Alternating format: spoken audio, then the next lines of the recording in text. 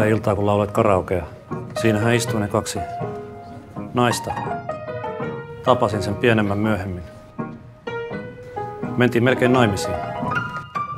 Miksi te menneet? Hukkasin puhelinnumeron. Miksi et kysy numerotiedustelusta? En tiedä nimeä. Se kieltämättä vähän haittaa.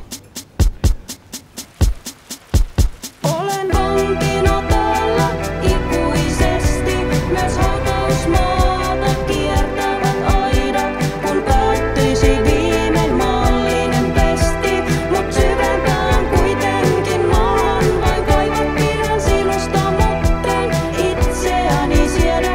En tarvitse muita, sinusta en tiedä. Myönnän, jos mä lähden, sen teen vain itseni tähden.